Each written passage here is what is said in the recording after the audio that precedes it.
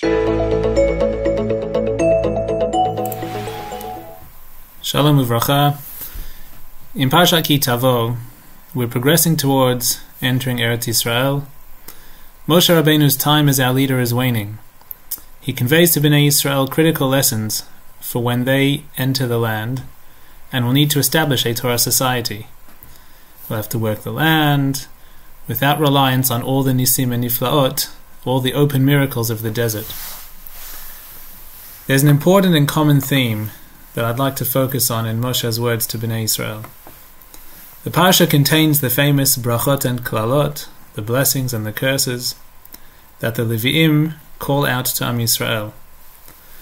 Half of the tribe standing on Har Gerizim for bracha, and half on Har Eival for klala. Moshe lists out the klalot. Arur ha'ish asher ya'aseh fesel u'masecha. Cursed is the man who makes an idol.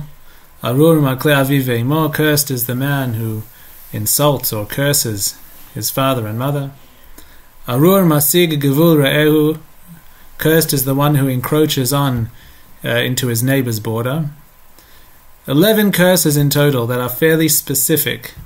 They're to the point. And then you have a 12th and final klala. Arur asher lo yakim et divrei haTorah hazot la'asot otam. Cursed is the one who does not uphold these words of Torah in order to do them. Rashi comments, Kan kalal et kol haTorah kula. In this final klala, this final curse, the Torah includes all of the Torah. It's an all-encompassing klala. The obvious question is, if we're being cautioned in the form of a klala to keep the entire Torah, then why mention the other 11 klalot? It's enough just to mention this one. Later in the parsha, we have the tochacha, the rebuke where Moshe Rabbeinu outlines all the terrible things that will befall Am Yisrael if we fail to listen to Hashem and maintain a society of Torah and mitzvot.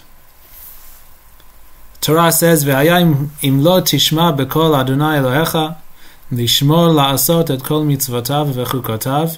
It will be if we do not listen to the voice of Hashem to keep and to do all of the mitzvot, all kinds of terrible and tragic consequences described in the Tochacha.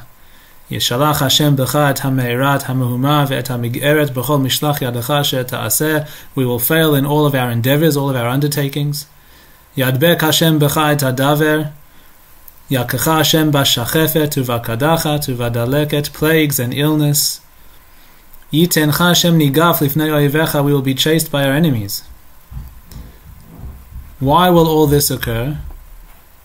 Tachat asher lo avadta et Adonai Elohecha besimcha uvtuv levav merov kol. Because we did not serve Hashem besimcha uvtuv levav, with joy and gladness of heart. All these terrible things because we weren't joyful? How can that be so?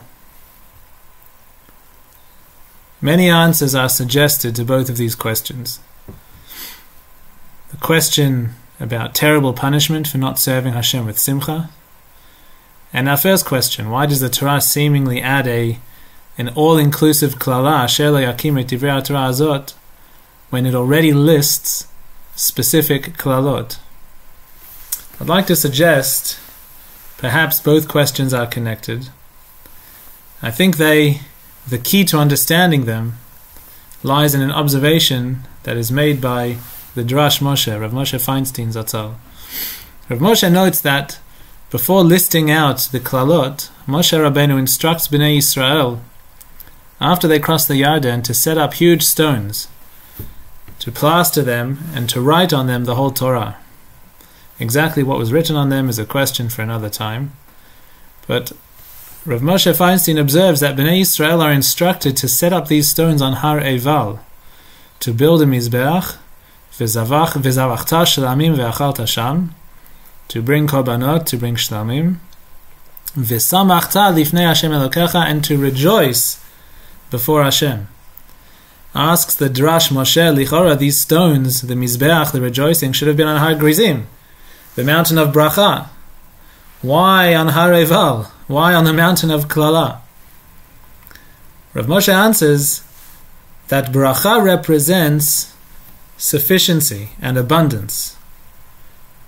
Klala, on the other hand, represents lacking, a lack of sufficiency. When Hashem gives us so much, everything that we need, to the extent that we are not lacking, we may come to think it's because of our own merits. We may come to think that we are such tzaddikim. We will think that this attests to how great we are in Torah and mitzvot, and we will be content with our level of Torah and mitzvot. The minute we become content with our level of Torah and stop striving and pushing higher, this will become a klala. Our purpose in life is always to be involved with and growing in Torah and mitzvot, no matter what we're doing. No matter our occupation, no matter our stage in life, we must always be striving for higher. This is an even greater bracha, to be content with what Hashem has given us, with what He has blessed us, but without becoming complacent with our level of Torah and Avodat Hashem. This is usually something we feel when we don't have so much physical bracha from Hashem, when we feel we are lacking physically, when we feel there are things that we need. It's much easier to feel that perhaps we're not so accomplished in mitzvot and ma'asim as we should be. Perhaps there are things that we should work on. Spiritual work and improvement comes much more easily to us when we feel that we are also lacking physically.